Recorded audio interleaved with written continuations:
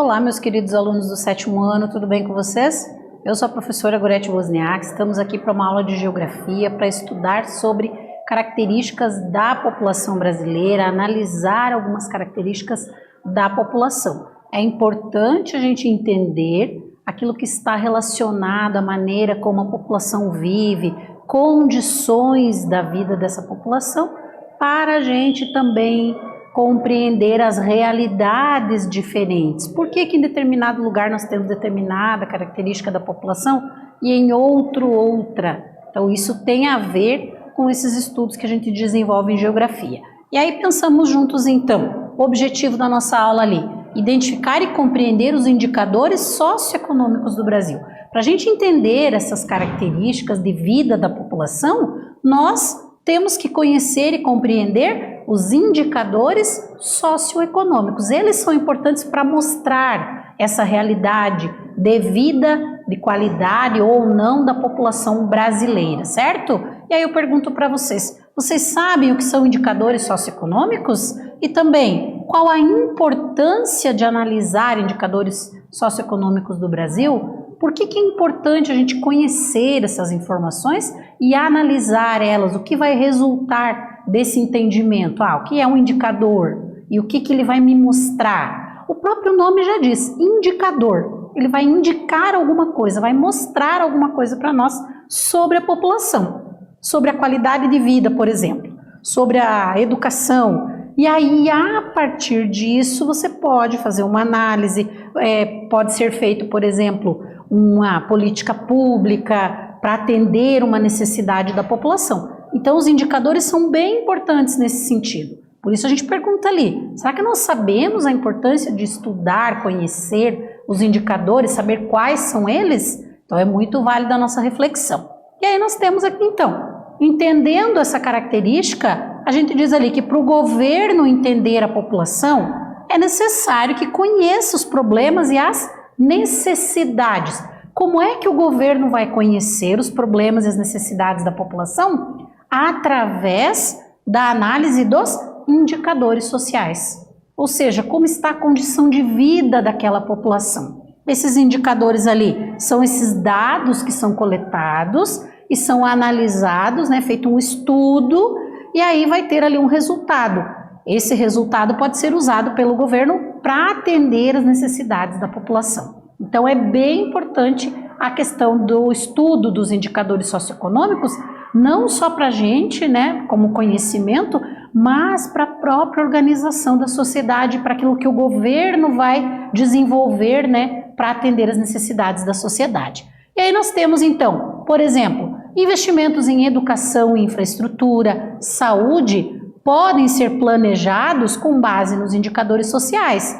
Então eu faço uma verificação da condição de acesso, por exemplo, à educação num determinado local, numa determinada região ou num determinado país, como no caso do Brasil, e aí então com base nesse estudo ali, o que se precisa de investimento para a educação, para a saúde, aí eu, usando os indicadores sociais para entender isso, pode-se direcionar melhor os investimentos para essas áreas, certo? E aí nós vamos entender alguns desses indicadores ali. Indicam, mostram a condição de vida da população num determinado local e num determinado momento.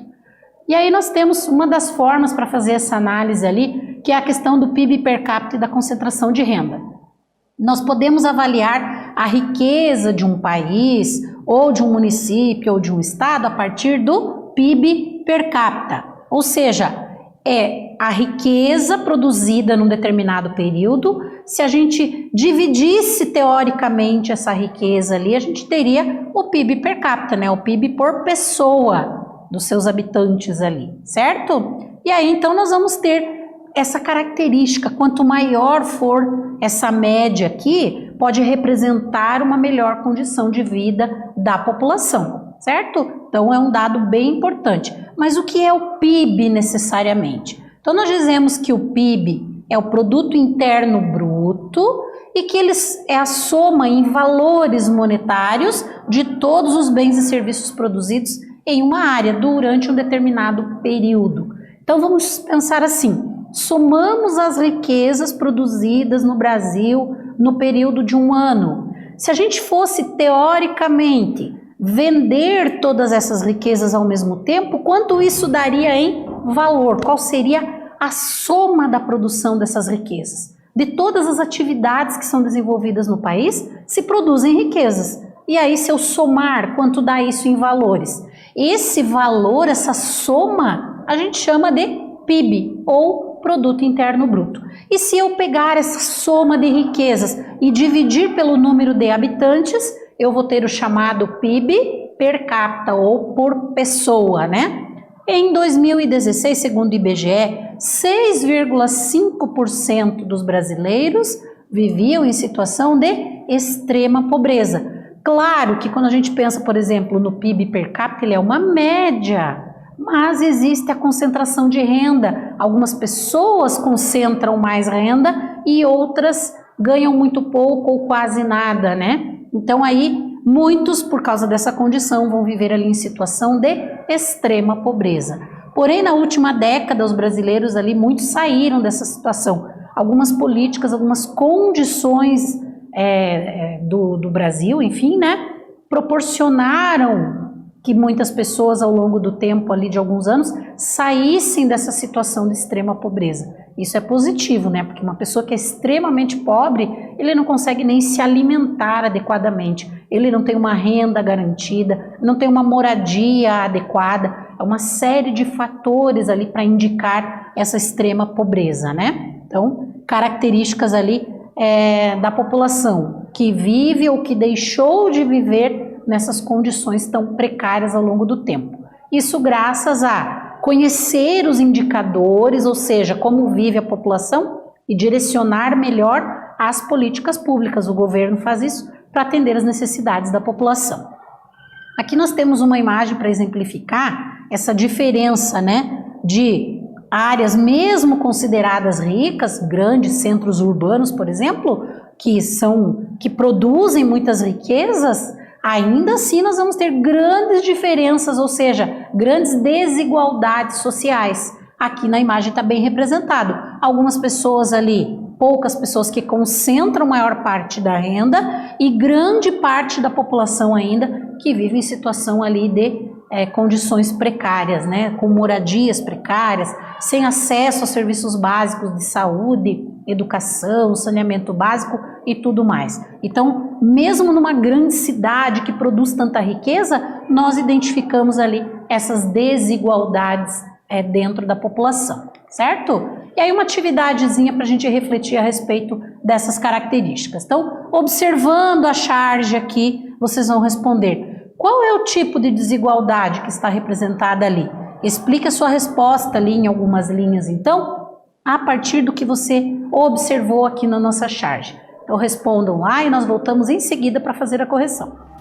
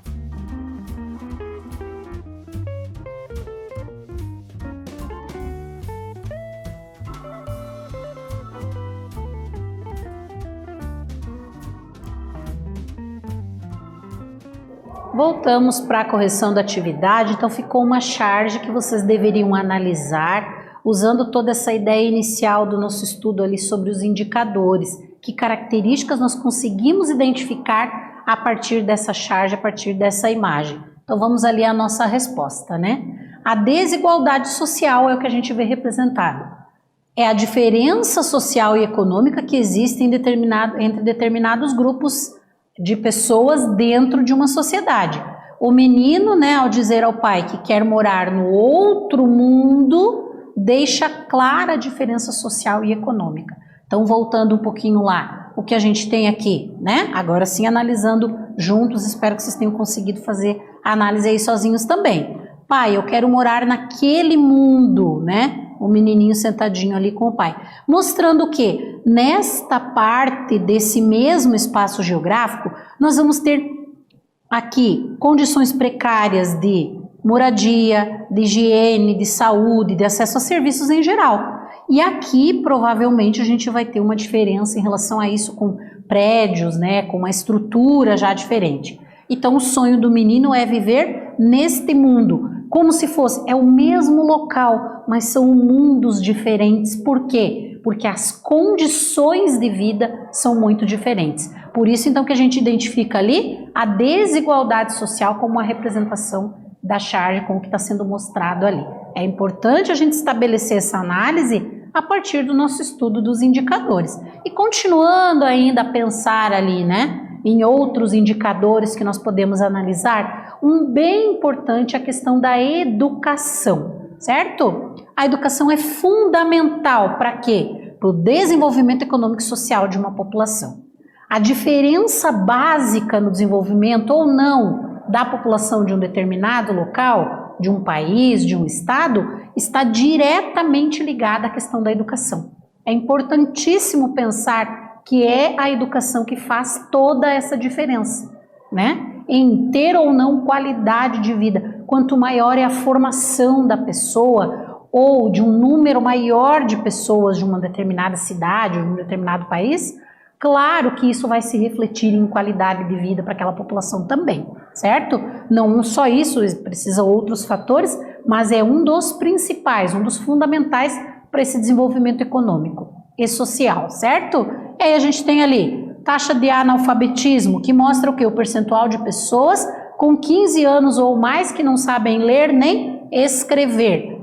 No ano de 2015 no Brasil a taxa era de 8%, então é um número bastante elevado ainda, né? Segundo esse dado de 2015 aqui, de pessoas que não sabem nem ler nem escrever. Quer dizer, já vai dificultar muito a questão de trabalho, renda, de desenvolvimento pessoal, né, dessa população que não tem acesso adequado à educação. Então isso se reflete nas taxas de analfabetismo.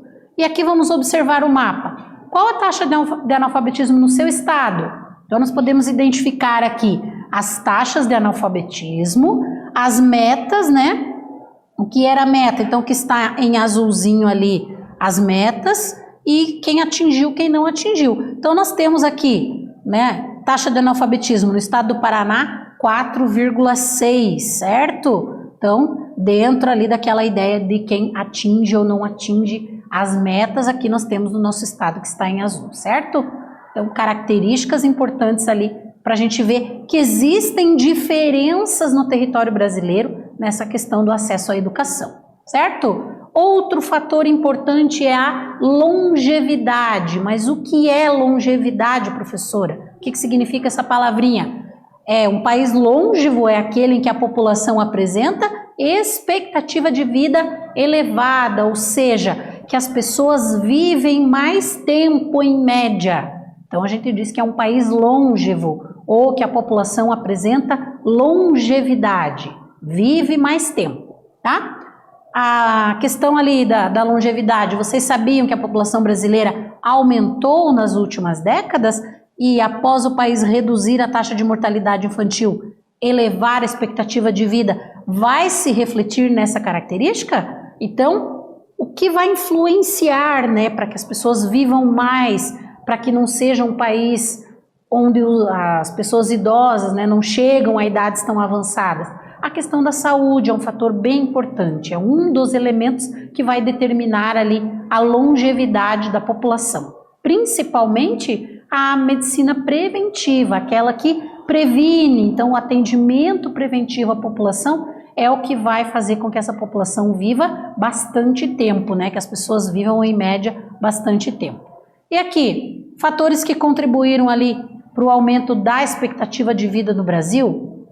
Então nós vamos ter investimentos na saúde, atendimento voltado mais para as pessoas idosas, é o que vai favorecendo essa característica de aumentar a expectativa de vida. E aí nós temos esse aumento, se eu pegar lá, segundo o IBGE, 1940 e 2017, em 1940 a expectativa de vida era de 45,5 anos e em 2017 de 76 anos, ou seja, é uma mudança bem significativa ali no quanto as pessoas estão vivendo mais no Brasil. Se a gente pegar lá o ano de 1940 até 2017, o quanto isso foi mudando, né? As melhorias nas condições de vida.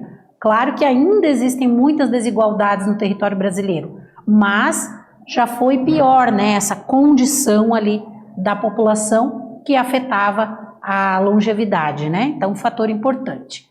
O brasileiro perdeu quase 2 anos de expectativa de vida na pandemia e 2021 deve ser pior. Então aqui um estudo que mostra que a questão da pandemia influenciou sim na expectativa de vida, porque nós tivemos muitas pessoas de diferentes idades, mas muitos idosos principalmente, que faleceram, né, em função da questão da pandemia. Então isso vai influenciar no número, a partir dos estudos iniciais que são feitos, nessa ideia da expectativa de vida, certo? Então a reportagem traz para nós essa característica e diz que em média os bebês, né, nascidos no Brasil em 2020 viverão ali 1,94 anos a menos do que se esperaria por estudos ali do quadro sanitário atual do país, né? Ou seja, 74,8 anos ao invés de 76,7. Esse é o estudo realizado ali em Harvard, né? É uma pesquisa mostrando essa influência da pandemia na questão da expectativa de vida do Brasil. Então, outros estudos, claro, vão ser feitos, mas a gente já percebe o quanto, né, essa questão da saúde pode afetar na expectativa de vida. E aqui nós temos outro indicador importantíssimo, que é o IDH, ou Índice de Desenvolvimento Humano. No gráfico também ele vai mostrar para nós que em 1990 a gente tinha lá 0,613 e em 2019 0,765. A linha está mostrando ali um aumento, mas vamos entender o que isso significa, né? O IDH de um país ou de um município, ou mesmo de um estado, leva em consideração alguns fatores, como por exemplo, a renda da população, a educação, acesso à educação e a longevidade. Então aqueles fatores que a gente estudou anteriormente são usados para o cálculo do IDH, ou Índice de Desenvolvimento Humano, certo?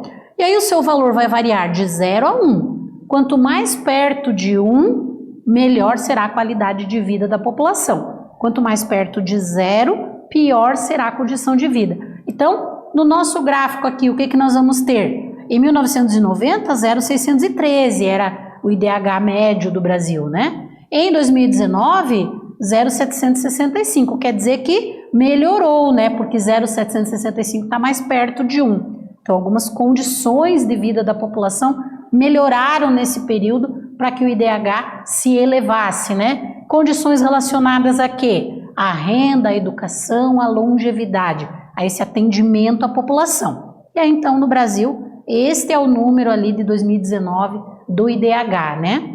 É considerado médio. Acima de 0,800 é considerado o IDH alto. Nós temos outros países no mundo que têm o IDH 0,980, aproximadamente esses valores, que é quase 1, né? Que seriam países como a Finlândia, como a Noruega, países europeus ali que têm um elevado índice de desenvolvimento humano, certo? E aí então a gente observa ali no gráfico essas informações. Vamos para mais uma atividadezinha para vocês analisarem e responderem sobre o que a gente estudou até aqui. Então ali, analisando a charge abaixo, você vai responder as questões. Temos A e a B, né? Qual é a mensagem transmitida na charge?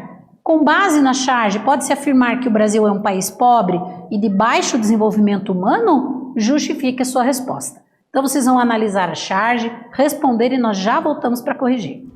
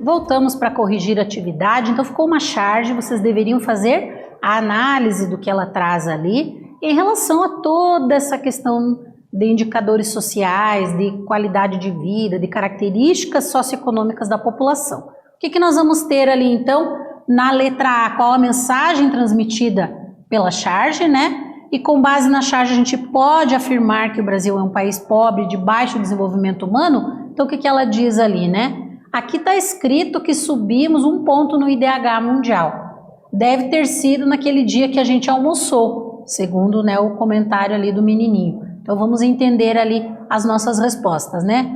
A mensagem é de que a melhora no IDH do país não traduz necessariamente a realidade vivida por toda a população, já que ela é uma média. Mesmo tendo aumentado, sendo uma mostra ali de alguma melhoria de condição, não mostra toda a realidade da população. Ainda vamos ter muitas pessoas vivendo em condições inadequadas, em condições precárias, mesmo com o IDH subindo ali, como é mostrado, né, nos índices.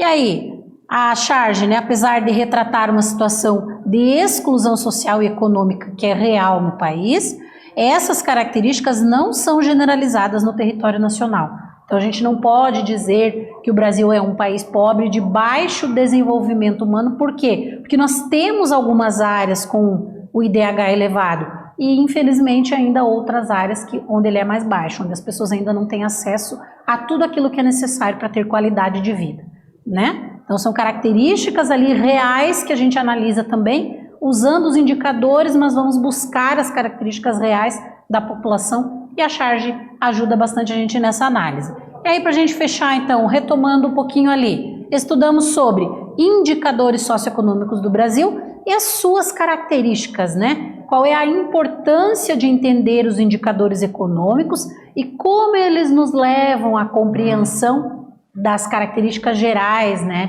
de qualidade de vida da população brasileira. Eu espero ter contribuído na aula de hoje com vocês para esse entendimento sobre os indicadores socioeconômicos. Voltamos numa próxima aula com mais geografia. Um abraço a todos e até lá!